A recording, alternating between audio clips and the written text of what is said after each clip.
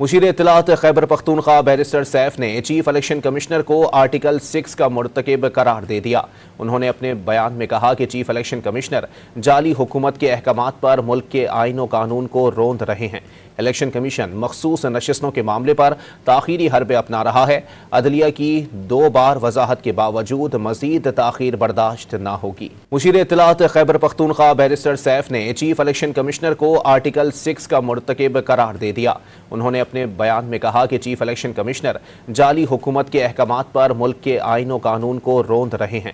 Election commission मखसूस नशिस्तों के मामले पर ताखीरी हरबे अपना रहा है। अदलिया की 2 बार वजाहत के बावजूद मजीद ताखीर बर्दाश्त न होगी।